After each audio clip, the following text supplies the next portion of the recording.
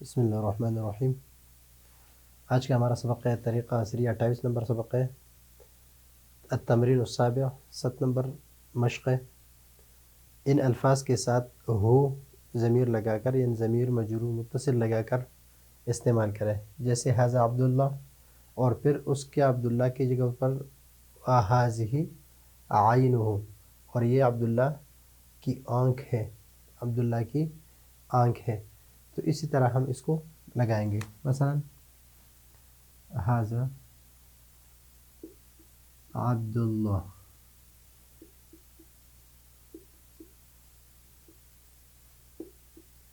و ھذہ عین، عینہ، ھذہ عینہ،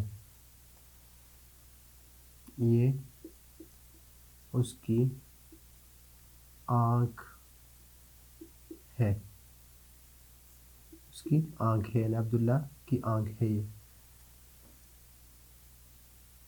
و ھذہ اذنہ،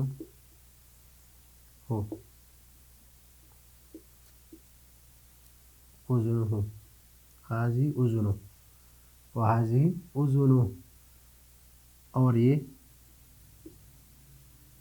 اس کا کان ہے، یہ اس کا کان ہے۔ یہاں پر اگر آپ دیکھ لیں تو یہاں پر بھی ھذہ ہے، یہاں بھی ھذہ ہے، اور یہاں بھی ھذہ، یہ ساری ھذہ ہیں۔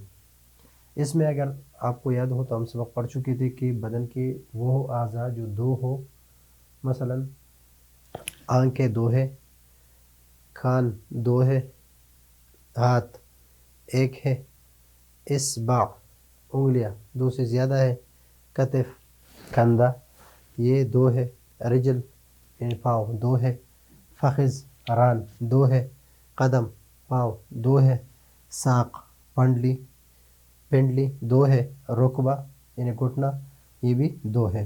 تو جو دو دو ہو تو اس کو یہ مؤنث ہم اس کو مؤنث پڑھتے ہیں۔ کیا پڑھتے ہیں؟ اس کو مؤنث پڑھتے ہیں۔ تو اس وجہ سے اس کے لیے اسم اشارہ جو ہے، اسم اشارہ یہ مؤنث استعمال ہوتا ہے، مؤنث۔ تو اذنہ، اذن کیا ہے؟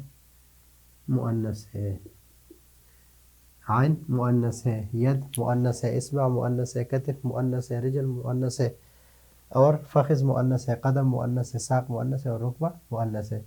تو اس وجہ سے اگر ھذہ کے اشکال جو ہو وہ آپ کے ذہن میں نہ ہو۔ و ھذہ یدہ، یدہ، ھذہ یدہ، یہ اس کا یعنی عبداللہ کا ہاتھ ہے۔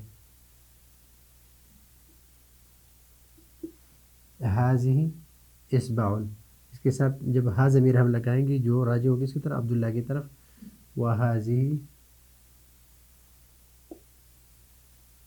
اس کتاب میں لکھا ہے اصبع، لیکن اصبع نہیں بلکہ اصبع ہے، اصبع، اصبع، اصبع کہتے ہیں انگلی، انگلی اب بھی یہ مؤنث ہے، یہ اس کی انگلی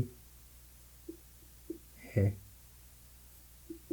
ھذہ کتف، کتف، کتف کہتے ہیں کندھا، شانہ، وھذہ کتفہ، اصبعہ، اصبعہ، ھذہ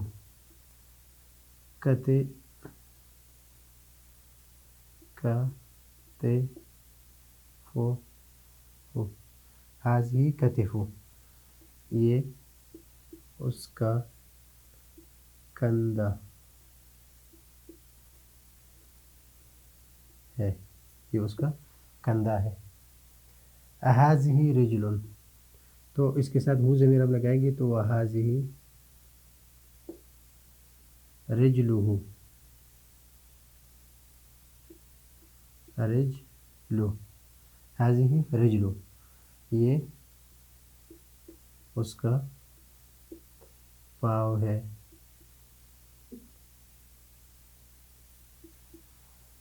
هذه فخذ، فخذ کہتے ہیں ران کو، اور ہم اس سے بناتے ہیں هذه فخذه، فخذو، فخذو، هذه فخذو، یہ اس کی ران ہے. هذه قدم، هذه قدمه، قدمه، یہ اس کا پاؤں ہے. هذه ساق، هذه ساق اور هذه ساق، هذه ساق، ساق، یہ اس کی پنڈلی ہے. هذه رکبہ، رکبہ کہتے ہیں گھٹنے کو. هذه رکبہ،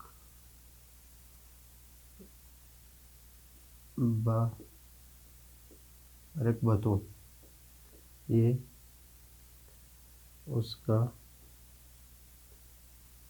گھٹنا ہے.